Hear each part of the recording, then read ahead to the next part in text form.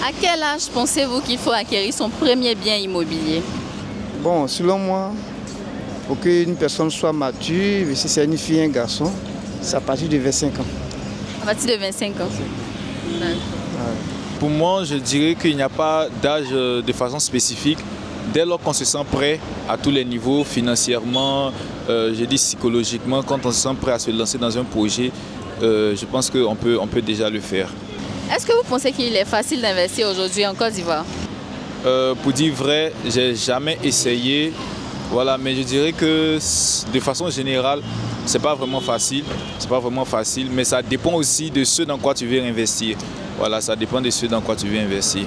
Après, tous les domaines ne sont pas pareils. Hein. Investir dans l'immobilier, c'est différent d'investir, je dirais, dans une ferme comme investir dans l'agriculture, c'est pas vraiment pareil. Donc ça dépend vraiment du contexte spécifique. Bon, voyons un peu ce qui se passe actuellement dans le pays. C'est un peu difficile, mais bon, en tant que quelqu'un qui veut vraiment entreprendre, il peut forcer les choses.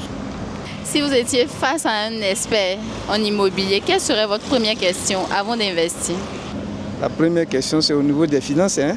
Combien ça va me coûter? Voilà, c'est tout. Je lui demande, moi, je vais d'abord chercher à savoir qu'est-ce que mon investissement va me rapporter.